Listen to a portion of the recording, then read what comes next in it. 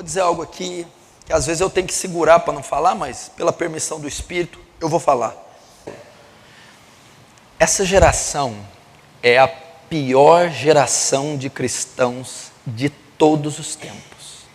É a geração de cristão mais fraca, mais débil e mais ignorante que já pisou neste solo. Se você comparar, não quero nem pegar o Antigo Testamento e o povo de Israel, mas da primeira igreja, que foi fundada em Atos 2, com 11 apóstolos dos 12 originais, e mais o apóstolo Paulo, até os últimos 2 séculos, essa geração é a geração mais fraca que já existiu. É uma geração que Deus não pode cobrar que uma mulher tampe o seu quadril. Não pode cobrar que ela cubra seus seios, que isso é difícil para ela. É caso de se desviar da igreja, Deus pedir que vista com decência. Ninguém aqui tem condição de repartir metade do salário com outra pessoa. Ai de Deus se pedir isso para você. Se Deus pedir com que você pegue metade do seu salário e divide com outro irmão na fé, você não tem condição de fazer. Nós não conseguimos ter comunhão com um crente em Cristo durante a semana. E o que Deus pedia para as outras gerações? Não era para pôr uma blusa para tampar o quadril, nem os seios. Era para ser mastigado dentro do Coliseu por leões. Era para servir de tocha humana no jardim de Nero, queimado com cera quente. Era para ser decapitado por causa do testemunho. Era isso que Deus cobrava. Sabe qual geração nós estamos vivendo? 1 Samuel 2, 3 e 4. Icabode, ou Icabô, foi-se a glória de Israel. Quando a arca foi tomada dos filisteus e levada para Siló, por causa dos crimes dos filhos de Eli, Hofni e Finéias. Essa geração mimada, essa geração que não aceita repreensão, não aceita correção, ela quer uba-uba, ela quer milagre, ela quer Pentecoste, ela quer rolar, ela quer orar em língua, ela quer profecia, ela não quer ser mártir por Cristo. Essa é a pior geração. É uma geração que não reverencia aquele nome que está ali, ó, os atributos de Deus: Jeová, Yavé, Adonai, Elohim, Nissim, Jireh, El Sabaoth, Tsikenu, o Deus triuno, onipotente. O que a gente faz é colocar nossa roupinha bonita e vir passear no culto. Enquanto que nós devíamos entrar daquela porta para frente com a cabeça baixa, de temor à santidade de Deus. Eclesiastes 5 diz: quando entrares na presença de Deus ou comparecer diante de Deus, sejam poucas as tuas palavras. Não se apresse em pronunciar a palavra, porque Deus está no céu e tu está na terra. Portanto, sejam poucas as tuas palavras. Eu não sei onde vai terminar essa geração. Ou Deus promove uma perseguição nesse país ferrenha, que vai pôr a igreja brasileira de joelhos, e vai fazê-la jejuar, e vai purificá-la pelo fogo da aflição, ou essa geração inteira vai ser condenada. E por que você está dizendo do Icabode? Por que foi-se a glória? Porque Deus não está mendigando os nossos sacrifícios. Deus não vai submeter essa coisa coxa que nós estamos dando a Ele. Enquanto homens davam o seu sangue, a sua vida, a sua família, nós achamos que estamos quebrando o galho de Deus, indo 2 vezes na semana no culto. Pegando aquele dinheiro amassado de tonto e ofertando para a causa dele. Você acha que Deus vai se submeter a isso?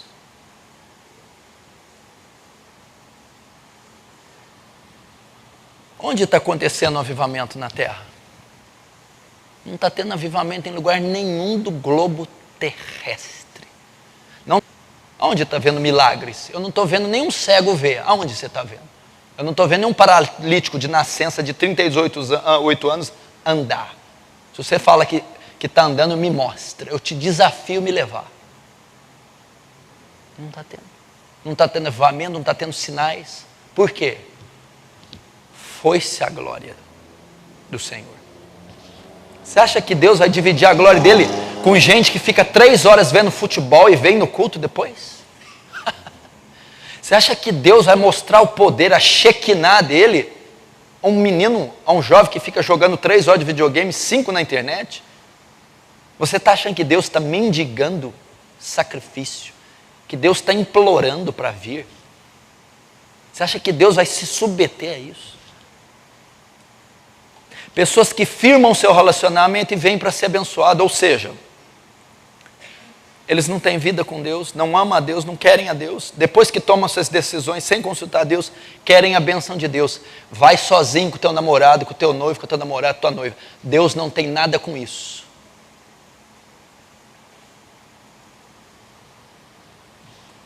Uma geração mimada.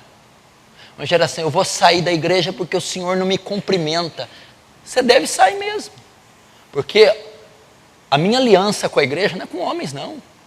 É com o homem de Nazaré. Mas é uma geração que, se não for cumprimentada, ela desvia da fé. Ela quer a glória dos homens, porque ela não se preocupa com a glória do Calvário, a glória de Cristo, o sangue. Ela está tão preocupada com o aplauso dos homens, o reconhecimento dos homens. E você quer que Deus divide a glória dele com isso? Você quer que Deus transforme? Então você nota no cenário mundial. Que avivamento nós estamos tendo?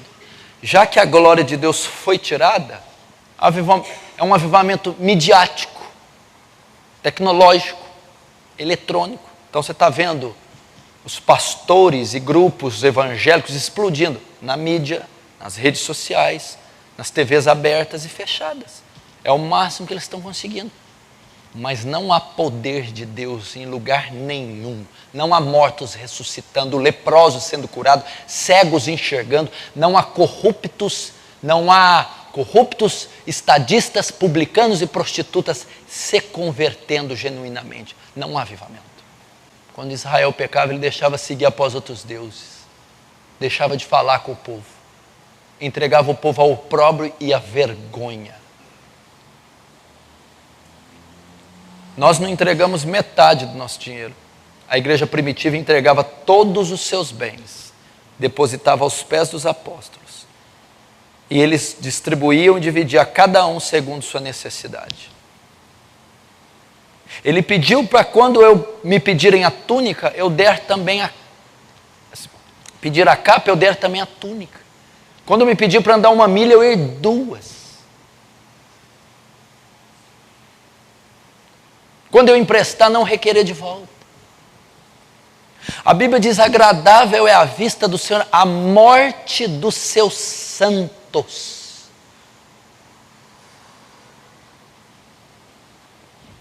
Onde a gente vai parar?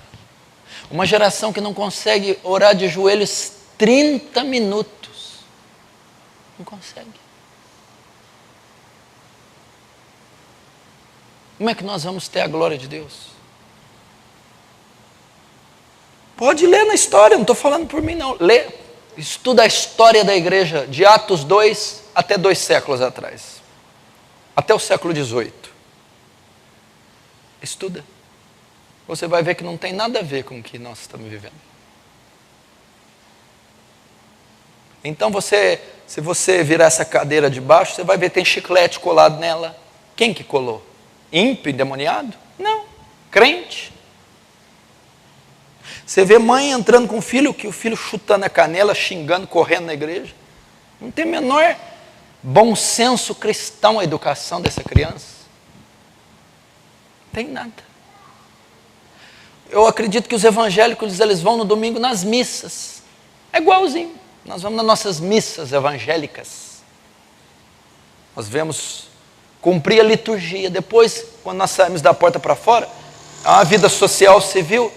quase que idêntica do ímpio. Sabe como que a igreja teria que funcionar? E eu não sei o que eu vou fazer para fazer isso. Primeiro, eu vou ter que sangrar meus joelhos e buscar muito a Deus em oração. Segundo, vai ter que ser feita uma reforma a longo prazo. Mas todo o cristão verdadeiro, biblicamente, eu estou dizendo Bíblia, não é o que você está acostumado com RR, Edmar, eu não dou conta mais disso. Eu não dou conta mais do televangelismo, eu não dou conta. Eu não dou. E nem de nada que você vê em qualquer lugar de livraria. Eu vou para a Bíblia. Sabe como deveria ser um cristão? Como era os cristãos lá em Antioquia? Os discípulos pela primeira vez foram chamados de cristãos, pois se pareciam com Cristo. E vai nos primeiros séculos. Como que era? Depois o pós-reforma. A igreja, que é coluna e baluarte, ou firmeza, ou pilar da verdade. É através da igreja que a verdade se manifesta na terra. 1 Pedro diz assim, para que através da igreja, tá, qual é o propósito da igreja? Pedro vai falar, a multiforme sabedoria de Deus, através da igreja, nós, eu e você, a comunidade do povo, a comunidade dos santos, o corpo místico de Cristo unido na cabeça, a igreja. Para que através da igreja, essa instituição, esse estabelecimento, a multiforme sabedoria de Deus seja conhecida de principados e potestades. Deus é reconhecido na terra, através do mundo, pelo mundo espiritual, através da igreja. Quando o inferno que domina essa dimensão vai atuar e ver uma igreja estabelecida, ali está o reino de Deus, está a ciência de Deus, Deus é conhecido. Principados e potestades físicos também. As ordens governamentais. É através da igreja que o reino é estabelecido, que a causa é conhecida. Onde eu quero chegar? Como deveria ser? Onde estivesse estabelecida uma igreja, onde tivesse plantado uma igreja, um cristão, tem que haver ali uma influência por parte da igreja, um impacto.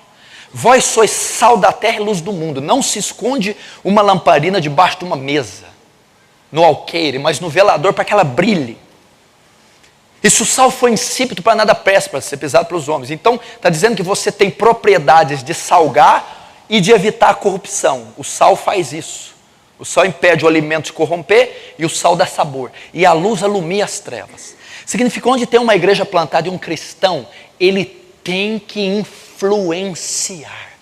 Eu vou dar exemplo aqui. Um menino desses, o fato dele ser cristão, dentro de uma classe de 40 minutos, deveria, só a presença de um cristão genuíno dentro de uma classe, tem que inibir a professora ímpia de falar um palavrão. Porque a influência daquele garoto é tão santa, é tão imponente a influência dele, que a professora tem que ficar inibida de fazer chacota de Deus por causa daquele garoto que está influenciando aquela classe inteira com a sua conduta, vestimenta, modo de viver. Um garoto de 15 anos numa sala de 50, 40, 60 alunos.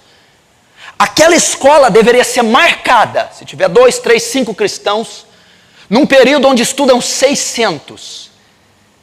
Ela deveria ser marcada pela presença desses 2, 3, 5, 10 cristãos verdadeiros, que se vestem diferente, têm um vocabulário diferente, que têm uma conduta diferente, e ia causar um atrito, um burburinho naquele lugar. Porque é a luz iluminando as trevas. É o sal dando sabor e evitando a corrupção. O que é isso? Restringindo a corrupção. É assim você que é aluno na tua classe? Esse é o papel da igreja. Imagina Estevão estudando. Estevão, na 8ª série. Seguramente ia ser igual a você.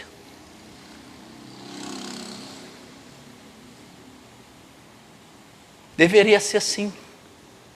E não pense você, isso é para aquela época. Não, é para essa época que eu vou trabalhar para chegar nesse ponto. Porque se não chegar nesse ponto, nós estamos fora. Na repartição do trabalho é a mesma coisa.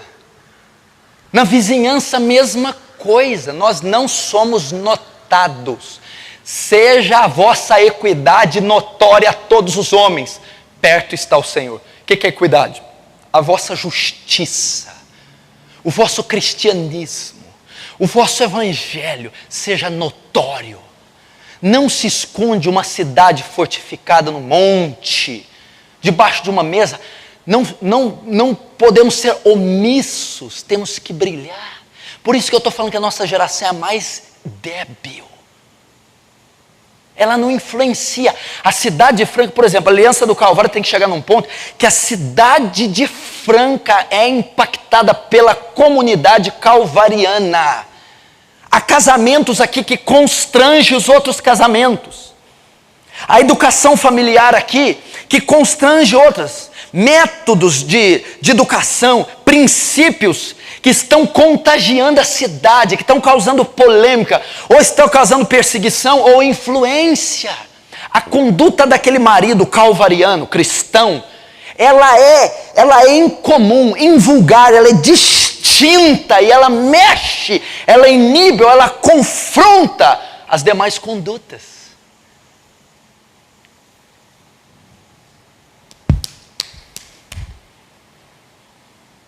Você está entendendo? É assim toda a Bíblia. Todo mundo sabia quem era a nação de Israel na antiguidade. Era uma nação diferente. A única nação monoteísta. Cultuava um Deus só. A única nação que se santificava, separava das outras tribos e povos. Era distinta. E onde estava, influenciava, que mostrava a força da lei, a força do seu Deus, a força da disciplina e da obediência. E a igreja de Atos? Tertuliano chegou a dizer que o sangue dos cristãos servia como semente. A cada 2 que você matava e caía no chão sangue, brotava 30, 50. Foi tão forte essa frase de Tertuliano que os imperadores começaram a acreditar e pararam de matar os cristãos. Porque estava tendo um avivamento com o sangue dos cristãos. Eles eram decapitados, mastigados, engolidos, queimados e brotavam. E outros se convertiam. Agora, assim, sem que ninguém perceba, dá uma olhadinha para como você veste. Dá uma olhadinha. Tem muita diferença do ímpio? Dá uma olhadinha para suas notas na escola, ali na mente. Tem diferença do ímpio? Dá uma pesquisada no teu vocabulário. O teu nome, quantas finanças, dívida, protesto, tem muita diferença do ímpio. Como você trata a esposa, como você conduz teu casamento, quando você cria seus filhos. Agora você quer seguir Freud, Lacan, você quer seguir a psicologia? Faça bom proveito. Eu vou seguir a palavra. Corrija o teu filho com a vara. Nem por isso morrerá, mas salvará a alma dele do inferno. Acabou, a Bíblia manda dar vara. Ensina o caminho que a criança deve seguir e quando crescer, não se desviará dele. Isso é cristiano, isso é igreja.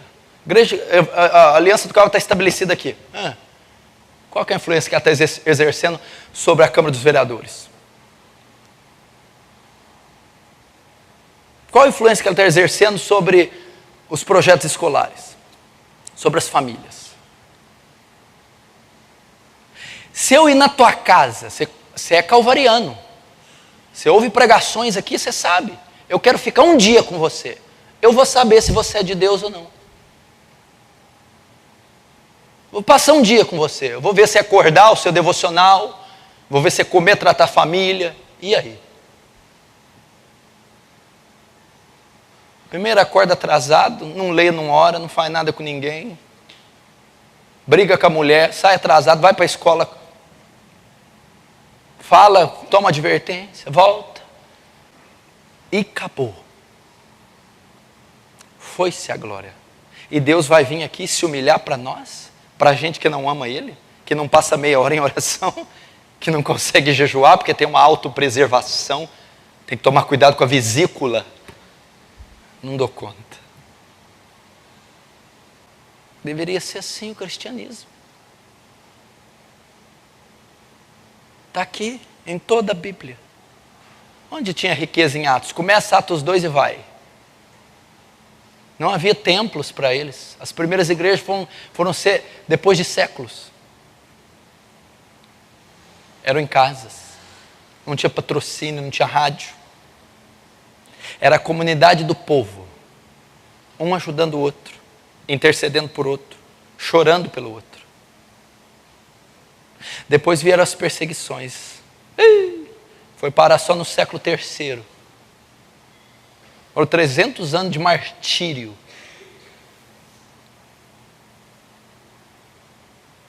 Você tem medo de pregar no teu emprego, porque você tem medo de perder o emprego e perder R$700. Ai, Jesus. Porque quem te sustenta é o emprego e os R$700. Não é o dono do ouro e da prata. Não é aquele que abre uma porta e ninguém fecha. Tem medo de tomar uma advertência da professora. Você já não gosta de estudar mesmo? Toma 10. Pelo menos toma, não pela incompetência. Toma porque está pregando o evangelho. Imagina se Paulo pregasse aqui. Quem casa faz bem. Quem não casa faz melhor. Desvia metade do solteiro. Quem não casa faz melhor? Estou fora. Aos solteiros eu dou um mandamento. Que fique como eu estou. Mas se não pode, case. Mas os tais terão tribulação na carne. Eu quero ter tribulação na carne. Eu quero sofrer. Não pode pedir nada. O que o Leonardo Ravenhill fala? 5 minutos na eternidade. E nós oraríamos mais, suaríamos mais, sofreríamos mais, sangraríamos mais. Isso é cristianismo. Pastor, mas esse fardo é muito pesado, mas não sou eu que disse. Ele disse, quem quiser me seguir, opção, tome a sua cruz, negue a si mesmo e segue-me. Quem quiser achar a sua vida, perdê-la. Mas quem por amor de mim perder a sua vida, acha-la. Mestre, eu quero te seguir, mas o meu pai, deixa eu sepultar meu pai. Deixa os mortos sepultarem os mortos. Rabi, o que faz para entrar a vida eterna? Conhece os mandamentos? Sim, tenho cumprido ele desde a minha mocidade. Mas uma coisa te falta. Vende todos os seus bens e reparta aos pobres. Então terá um tesouro junto ao céu. O jovem rico é o modelo da igreja moderna. Saiu triste, porque possuía muitos bens. Pastor, mas o senhor tem que contextualizar. Vírgula. Jesus Cristo, que a palavra é o mesmo ontem, hoje e sempre será. Passarão os céus e a terra, mas a minha palavra não passará. Não seria melhor você, com a microvida que você tem, micro. Nelson estava me contando ali que foi num velório de um amigo, de 24 anos. Sabe de que ele morreu? Infarto. 24 anos. Infartou. Ele infartou. E compra isso aqui, ó. Segura. Olha o que compra. Quanto ao homem, os seus dias são como a relva, como a flor do campo. Assim ele floresce, pois soprando nele o vento, desaparece. E não conhecerá daí em diante o seu lugar. É assim, como a relva floresce. O vento sopra, não se achou mais o seu lugar. Assim é o homem. A brevidade da vida. Agora olha esse. Deus falando ao homem. Se lhes dá, eles o recolhem. Se abris a mão, eles se fartam de bens. Mas se oculta o rosto dos homens, eles se perturbam. Se lhe cortas a respiração, morrem. E voltam para o pó. Pois todos os nossos dias se passam na tua ira. Acabam-se os nossos anos, como um breve pensamento. Os dias da nossa vida sobem a 70 anos. E aqueles que têm mais vigor chegam até 80. Mas o que passar disso é canseira e enfado. porque tudo passa rapidamente e nós voamos. Ensina-nos a contar nossos dias, de tal maneira que alcancemos coração sábio. Diante das declarações que eu dei e dos textos que eu abri, significa que há a probabilidade de uma igreja desse tamanho de você ser a próxima vítima daqui meia hora. Você está profetizando que eu vou morrer, pastor? Primeiro eu não profetizo, porque a época dos profetas já passou. Eu só exponho a palavra.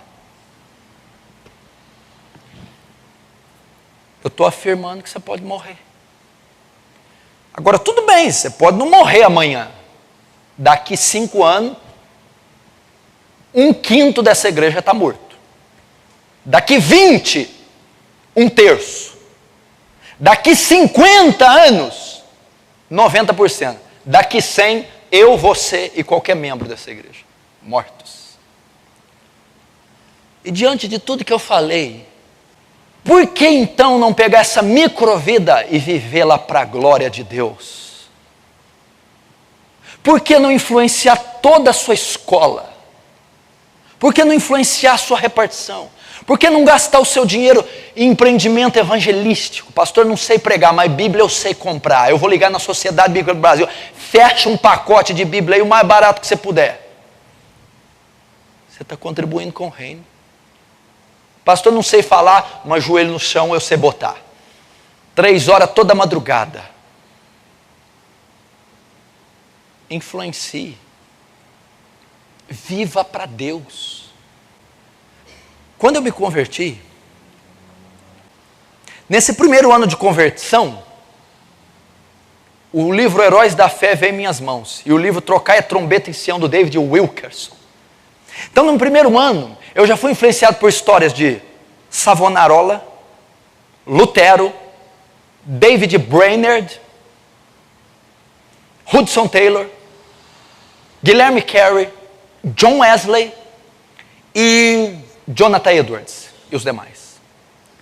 Então eu foquei o meu cristianismo no cristianismo histórico, antigo, bíblico. E a maior figura escriturística, canônica para mim, o meu maior exemplo, o meu maior modelo cristão de pastor, obreiro e cristão foi o apóstolo Paulo. Então o meu modelo era os heróis contemporâneos, até de 2, 3 séculos, e o modelo do apóstolo Paulo. Por que eu só falo disso?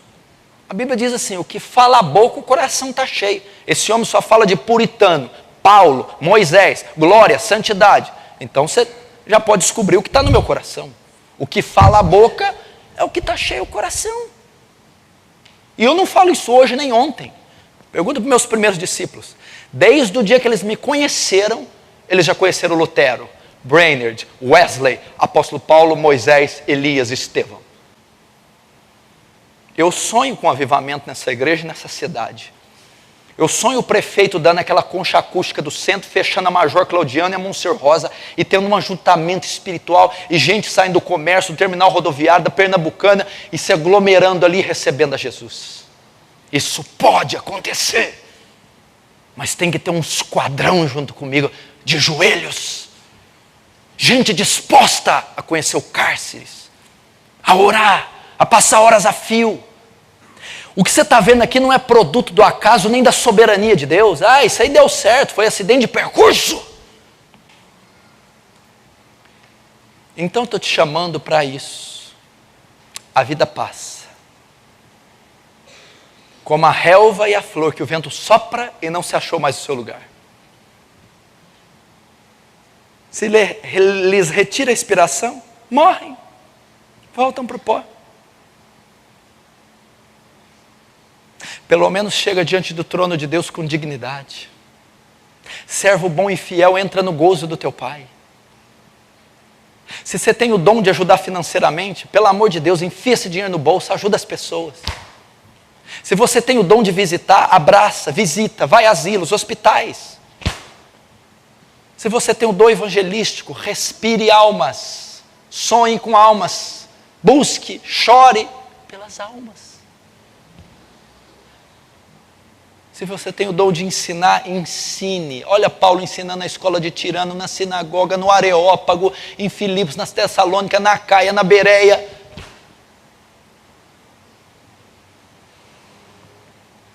Jejue. Eclesiastes 12 diz assim: lembra do teu Criador nos dias da tua mocidade, antes que te venham os maus dias e diga, não tem mais nele contentamento. Salomão está dizendo, gasta a sua vida enquanto a musculatura está robusta, enquanto a voz ainda está grave, enquanto tem disposição, que vai chegar o dia que o sol perderá a luz e a lua. Ele está dizendo que o sol e a lua, a juventude, e a noite, o dia mau, a velhice. Lembra do teu Criador agora. Vai ter dia que você não vai ter disposição para evangelizar mais, não vai ter mais força para visitar uma senhora, e esse dia está chegando, o dia que você não vai ter mais disposição de andar na rua para pregar, de ir num vale ajoelhar, de fazer um jejum mais forte, porque o organismo já não suporta. Então você vai estar numa cadeira travado, ou numa casa aposentado, e vai dizer, eu estou aqui com 65, 60, 70, 72, 80, e eu não fiz nada para Deus. Eu estou com 70 anos, eu não trouxe uma alma para Jesus. Eu não tenho horas de oração no currículo. Eu não fiz nada para a causa. Eu não patrocinei nenhum evento social. Eu não transportei Bíblia. Eu não ajudei família a ninguém. E agora que eu caí na real, o dia mau chegou. Eu não posso mais servi-lo. Não tem força muscular. Não tem disposição de locomover, não tem voz para pregar. Agora eu preciso ser cuidado, preciso ser pagiado.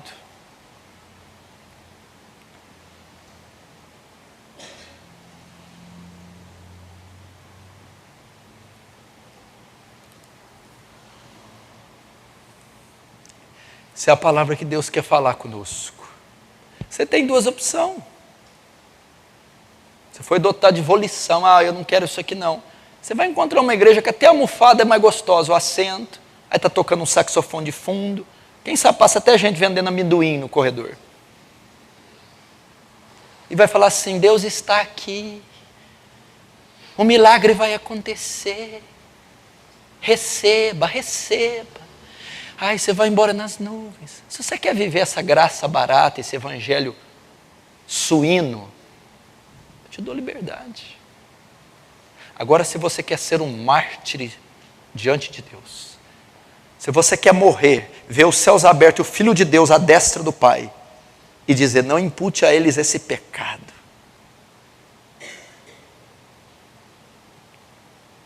Se você quer estar lá na galeria de Hebreus 11, será que um dia eu vou ser colocado lá? Homens que a terra não era digna deles ter pisado.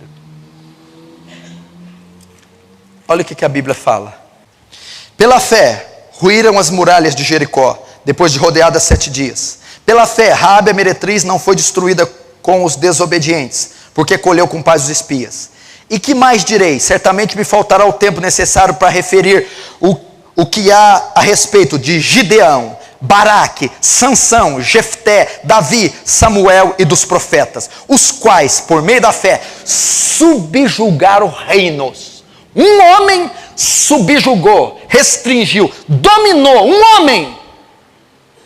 um reino inteiro, uma sociedade, uma nação, um homem, os quais pelo meio da fé subjugaram reinos, praticaram a justiça, obtiveram promessas, fecharam a boca dos leões. Daniel, quando foi jogado na cova, leões esfameados da Líbia,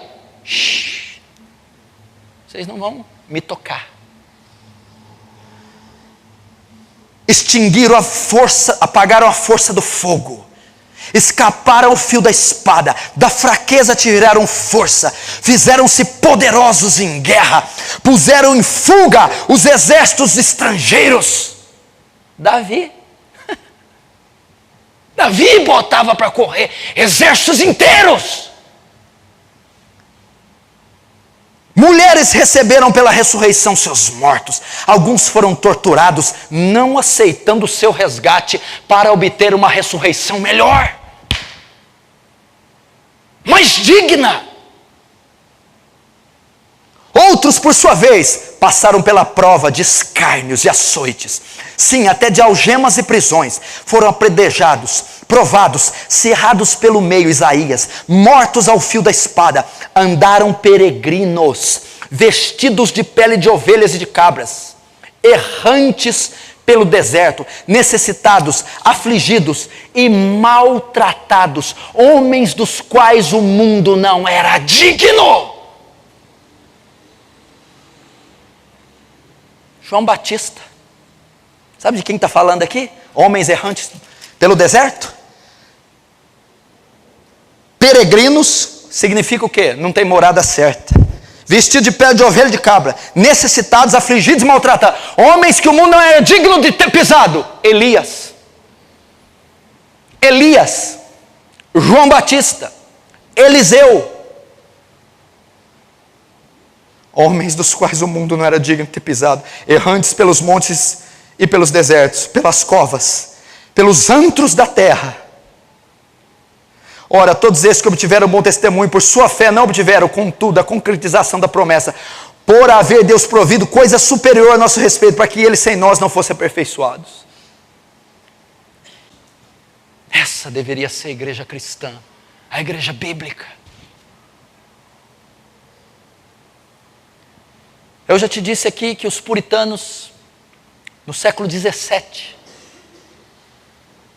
eles estimavam muito o decálogo, os 10 mandamentos, e um dos que eles mais estimavam é o que está relativo ao atributo mais inerente de Deus, a santidade de Deus.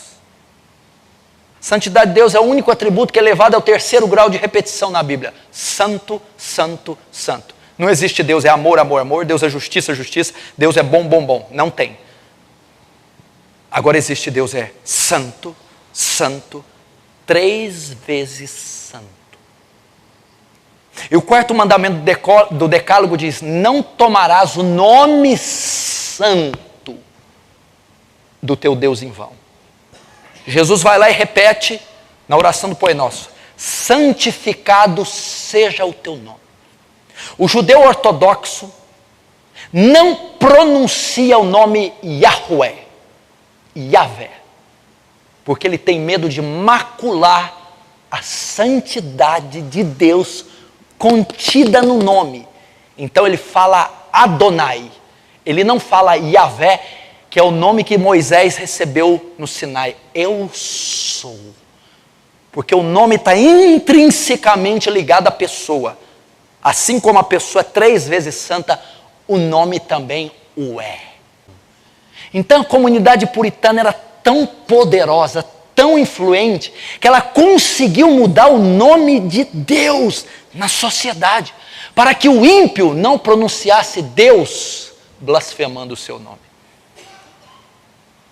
Essa era a influência que eles tinham na sociedade caída. Essa é a cidade fortificada, a lâmpada que brilhava na escuridão. Esse é o sal que salgava. Vai ver nos feriados onde os Elias estão, onde os João Batistas estão nessas datas. Estão enfurnados dentro de covas e cavernas, enquanto eles se divertem e comem do pão da terra. Eu quero o pão da vida. Eu preciso das tábuas de pedra escritas. Eu preciso daquele dedo fumegante escrevendo no meu coração a lei. Eu preciso que o evangelho seja me entregue como foi entregue lá na Arábia por Paulo. Eu preciso de uma revelação mais majestosa da glória de Deus. Mas você não tem que se divertir, desfrutar. Eu vou ter uma eternidade para fazer isso. Porém, quando eu gasto esse restinho de vida me entregando a Deus. Quando questionaram a Madre Teresa de Calcutá, uma freira idólatra que ganhou o Prêmio Nobel da Paz da década de 90. Madre Teresa, a senhora está muito velha, a senhora devia descansar. A idólatra responde: terei muito tempo para descansar na eternidade. Qualquer crente falaria: Deus te usou, irmão. É verdade. Deus te usou, irmão. Eu tenho que descansar.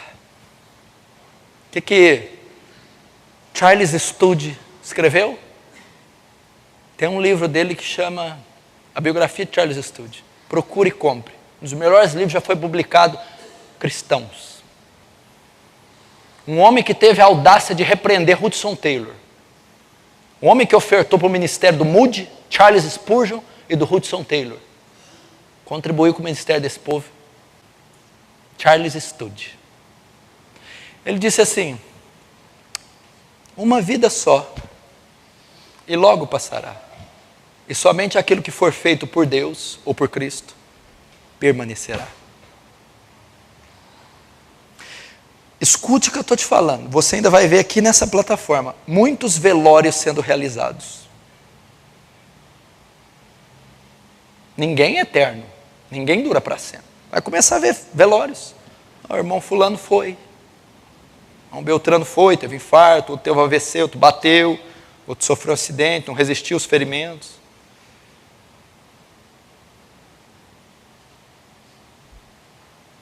Vamos viver essa vida para Deus. Eu queria gritar olhando para o céu, as estrelas e a lua: Jeová, eu te amo! Me consome! Não há prazer maior que isso. Não é imposição. Davi disse: deleito-me em fazer a tua vontade.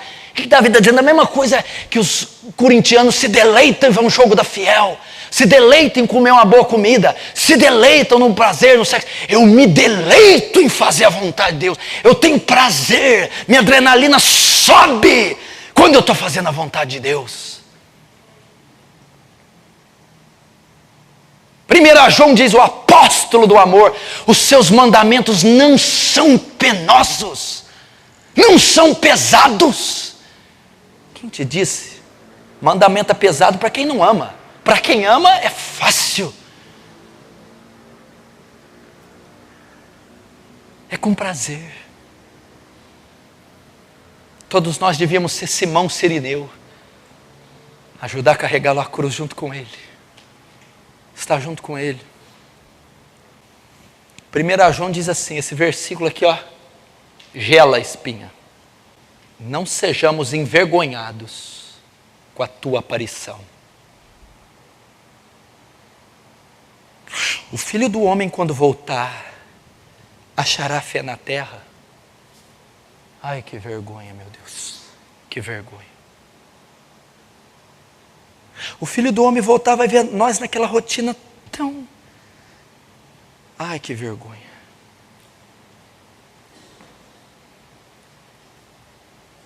Que vergonha.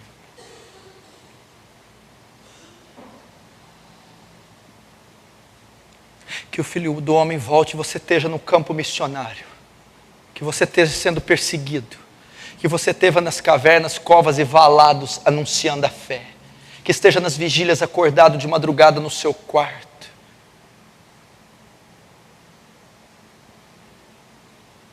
Que esteja se santificando.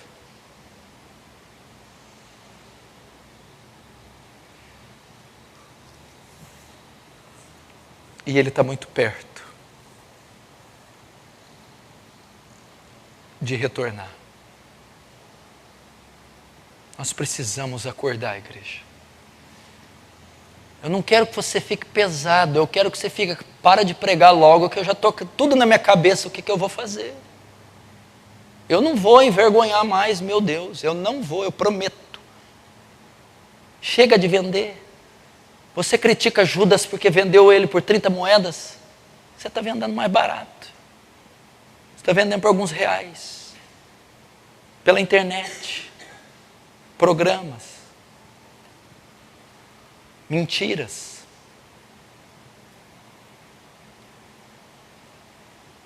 Eu quero que essa igreja volte ao primeiro amor. Eu quero que alguns aqui voltem a ser radicais. Quanto que esses meninos aqui precisam?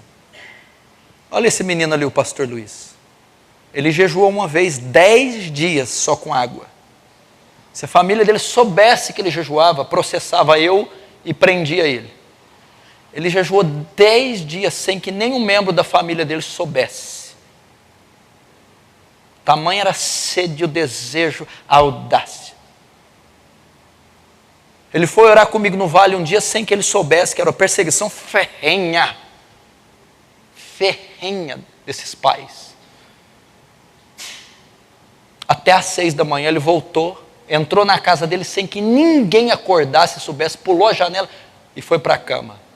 Orou a madrugada inteira sem que ninguém soubesse, retornou à casa sem que ele soubesse. O que motivou isso? Não tinha ministério, não tinha nada. A cruz de Cristo, o santo evangelho, a dor de Deus. Temos que retornar a isso. Jejuns, orações. Vocês meninos já passaram cada coisa comigo. Intimação de polícia, pai perseguindo, gente, o diabo. Pergunta se ele estava envolvido em pecado. Se estava ficando com alguém. Era oração, era vigília, era pregação, era evangelismo, era jejuns. Eles não queriam casar, não queriam mulher, queriam ser profetas, queriam fogo santo, queriam ser evangelistas. Enfrentava leões, enfrentava a carne, os desejos, os pais, para terem mais de Deus. Isso tem que voltar. Tem que voltar. Era uma sede tão grande, um desejo tão grande. Nós íamos orar terça-feira, eu, o Tiago, o Wagner e o Nelson. No outro dia eles iam trabalhar, estudar. Nós orávamos até às 6 da manhã. Terminava, ia para o City Posto, tomar café e ia para o trabalho direto.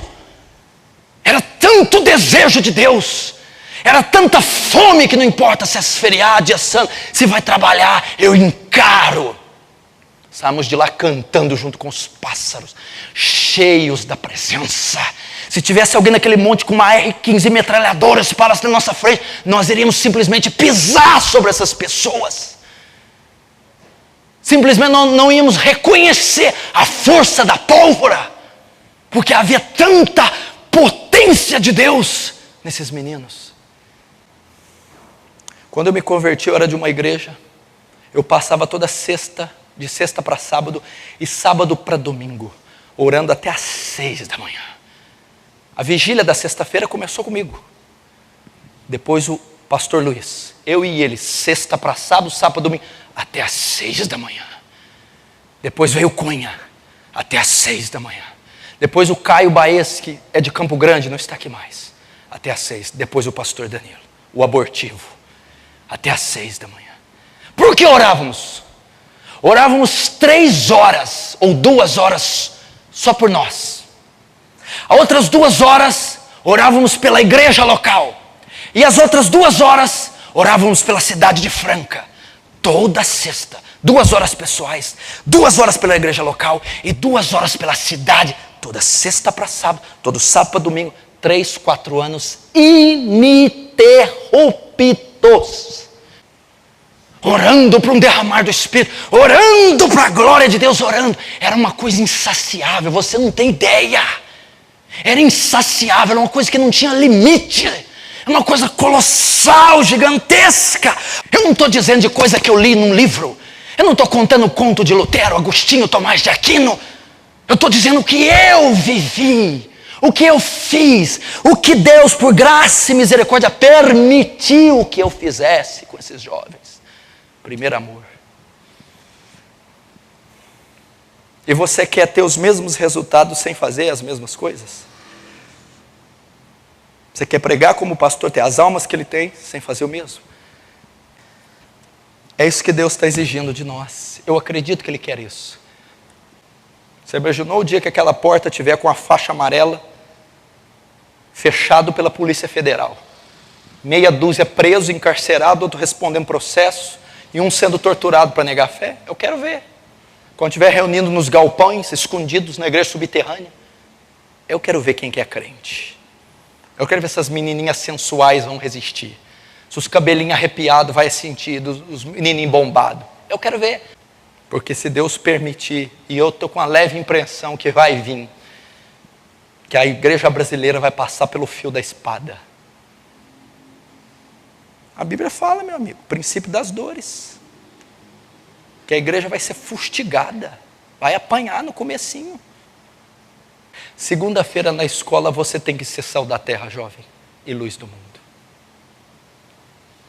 Você no emprego, pelo amor de Deus, você tem que andar com a pasta, com os seus materiais, os seus utensílios profissionais, e um kit de evangelismo, CD, folheto, bíblias, um coração inflamado e uma boca pronta a pregar em tempo e fora de tempo. Você tem que parar no meio do seu itinerário profissional e dobrar o seu joelho dentro de um banheiro, de uma sala, pedir graça, interceder por um pecador local. Você às vezes vai ter que parar, pôr a mão num poste, porque vai sentir o soluciador de Deus por pecadores que você vai ver à torta e direito. Eu tenho pensado, orado por isso eu quero projetar esse evangelismo, o material, as classes, as aulas, a estrutura para receber esse povo. Mas todavia o avivamento começa em nós primeiro, no nosso coração. Primeiro vocês têm que ser levados. Eu não queria que ninguém ficasse pressionado, mas que jovens fossem me procurar, não causou nenhum peso em mim.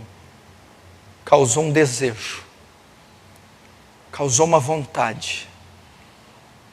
Eu quero. Eu não sei. Me ensina, pastor. Eu não tenho. Me leva a ter. Me dá. Eu preciso. Eu quero. Se eu não tiver, eu prefiro não existir. Eu não quero viver se for inimigo de Deus. Pedra de tropeço. Incircunciso.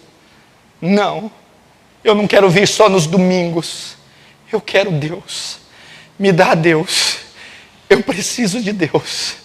Eu quero influenciar. Eu quero honrar o meu Pai, o meu Senhor, o meu Salvador. Eu quero. Eu preciso. Me dar. Só para terminar um adendo aqui. Você que está em cima do muro, decide, meu filho. Vai com Cristo ou vai com Satanás? Quem dera fosse frio ou quente. Mas porque és morno, vomitar-te-ei da minha boca. Você acha que não tem morno aqui? Decide, rapaz. Vira homem, toma a tua posição, deixa de ser moleque. Assume a tua posição no reino, no corpo de Cristo, na sociedade. Ou vai seguir Baal? Porque enquanto você ficar em cima do muro, mais juízo você está trazendo para si. Decida. Sai do muro. Quer seguir Belial? A porta está aberta e ela é larga, gostosa, espaçosa. Lembra de Elias? Por que cochear em dois pensamentos? Se Deus é Baal, siga. Se é Deus, siga-o. Eu falei um dia na vigília, eu preciso de meia dúzia. Deus, eu quero meia dúzia de gente que tem sangue no joelho, que ama a Deus, que é santo. É o suficiente. E é assim que nós vamos mudar. Mais uma vez te digo, não há fardo nenhum nisso. Graça. Graça. É a ação de Deus através de vaso de barro. Graça. Só que eu tenho que me posicionar e bater continência para o capitão da salvação.